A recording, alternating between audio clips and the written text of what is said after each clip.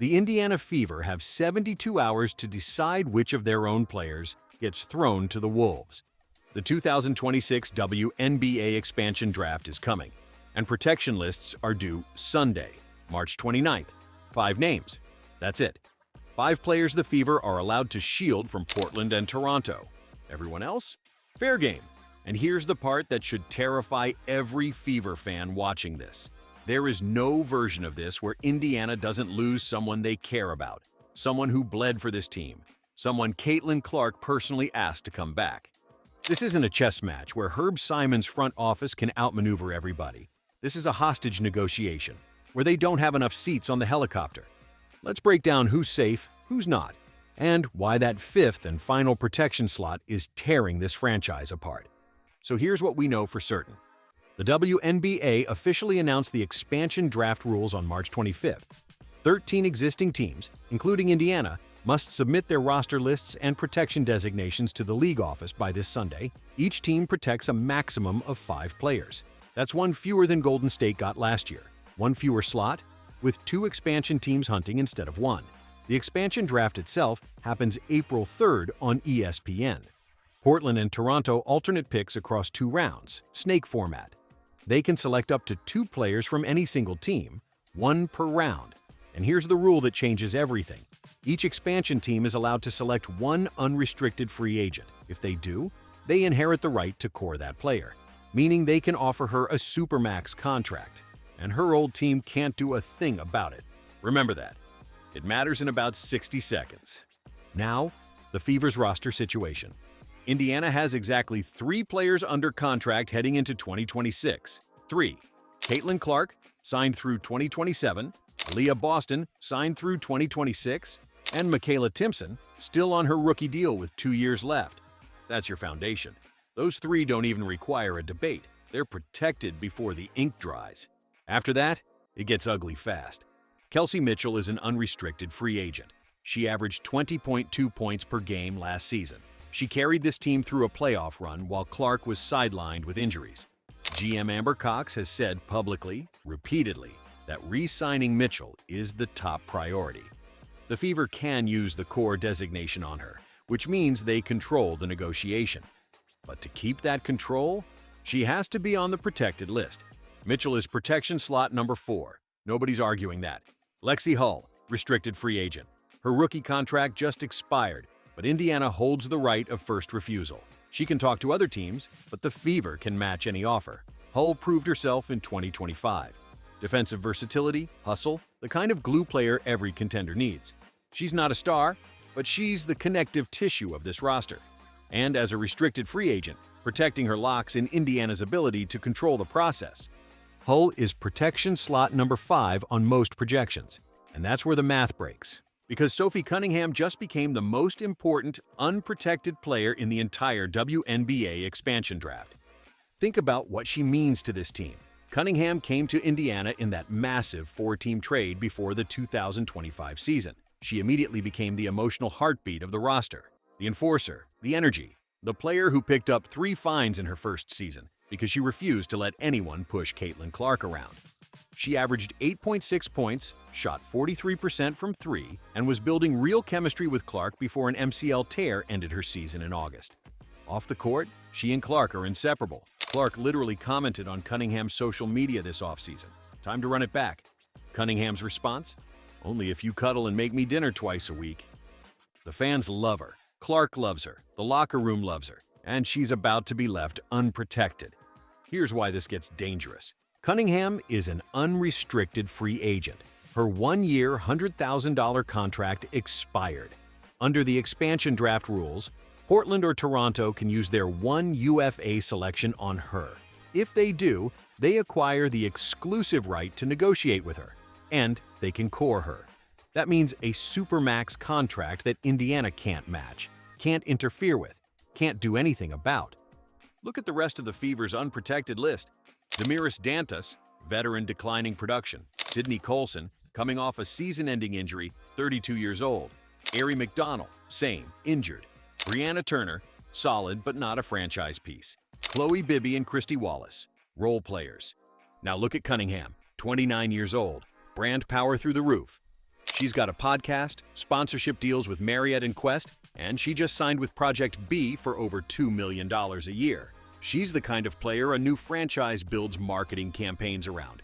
If you're Portland or Toronto, and you're looking at the Fever's unprotected list, and you get one unrestricted free agent pick across the entire draft, Sophie Cunningham is the name you circle in red.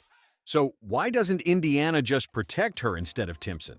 This is where Herb Simon's front office is trapped. Michaela Timpson was the 19th pick in the 2025 draft. She barely played, 2.6 points in 7 minutes per game. She's not a contributor right now. On paper, protecting a player who averaged less than 3 points over a fan favorite who shot 43% from 3 seems insane. But here's what the spreadsheet says that the heart doesn't want to hear. Timpson is on a rookie contract. 2 more years. Under the new 2026 CBA, salaries across the league are about to skyrocket. But Timpson's deal is locked in at a fraction of what new contracts will cost. If Timpson develops, and she showed real flashes overseas this winter, putting up 17 points for USK Praha in the EuroLeague, Indiana has a cost-controlled building block for 3 seasons. You can't replace that asset in free agency. You can't trade for it. You either have it or you don't. And Cunningham? Even if she goes unprotected, the Fever might get her back anyway. She said she wants to return. Clark wants her back. The franchise wants her back. If neither Portland nor Toronto spends their one precious UFA pick on her, and remember, they've got the entire league's unprotected lists to choose from. Cunningham hits free agency, and Indiana signs her to a new deal under the CBA. That's the bet. That's the gamble Amber Cox and Kelly Krauskopf are making. Protect the asset you can't replace. Bet that the player you love comes home anyway. But here's what nobody in the Fever's front office wants to say out loud. It might not work. Portland is a brand new franchise in a city that already lost its WNBA team once. The original Portland Fire folded in 2002. They need a face. They need a personality. Sophie Cunningham walking into a press conference in a Portland jersey would be national news. And longtime WNBA fans will remember, the Fever themselves were born in an expansion draft, the year 2000. Same class as the original Portland Fire, the Miami Sol, and the Seattle Storm. Indiana was built from nothing into a franchise that produced Tamika Catchings and a championship. Now Portland's back, and they're coming to take pieces from the team that expansion built. Toronto is building from scratch in a new market, Canada's first WNBA team. They need someone who moves the needle on day one.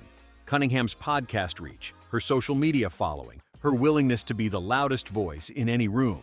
That's a marketing department's dream. And the rule is clear. If Portland or Toronto selects Cunningham, they get her rights. They can offer the Supermax. And Indiana just watches. Now, there's one piece of this puzzle that works in Indiana's favor, and it's easy to miss. Natasha Howard is ineligible for the expansion draft. She's been cored twice already in her career, which means she's exceeded the limit. Portland and Toronto can't touch her. She doesn't need a protection spot. That's one less impossible choice, one less name in the triage, but it doesn't solve the fundamental problem. The Fever have 6 players worth protecting: Clark, Boston, Mitchell, Hull, Timpson, and Cunningham, and only 5 slots. Somebody's getting sacrificed. And this is what makes it a Herb Simon problem. Simon owns both the Pacers and the Fever. He's the guy who controls the checkbook. He's the guy whose front office, GM Amber Cox, Kelly Krauskopf, head coach Stephanie White, has to make this call by Sunday. Last year, the Valkyries' expansion draft was stressful enough. Teams had 6 protection spots and only 1 expansion franchise to worry about. This year, 5 spots, 2 hunters. The math got worse in every direction. And the cruel irony is that Indiana's situation looks manageable on paper. ESPN's Kevin Pelton wrote in December that the Fever's roster is in good shape for the expansion draft. Technically, that's true. The 3 rookie contracts are locked in. Mitchell can be cored. Hull is restricted. But good shape doesn't mean painless. Good shape means you might only lose 1 player you care about instead of 2. Good shape means the sacrifice is survivable, not that it won't hurt. So what happens next? Sunday, March 29th. Protection lists are due. We'll know exactly who Indiana chose to shield and who they left exposed. Friday, April 3rd. The expansion draft airs live on ESPN. Portland and Toronto make their picks. If Cunningham's name gets called, that's it. She belongs to someone else. And here's the part that'll eat at Fever fans for years if it goes wrong. This isn't a trade. Indiana doesn't get anything back. No draft pick, no player swap, no compensation. If Cunningham gets selected, she's just gone. A player Caitlin Clark begged to run it back with. Taken for nothing. That's the expansion draft. That's how it works. And on Sunday, the Indiana Fever have to decide who they're willing to lose. 5 spots? 6 players who matter. Someone gets sacrificed. The only question is whether Herb Simon's front office is making the smart bet or the biggest mistake of the Caitlin Clark era.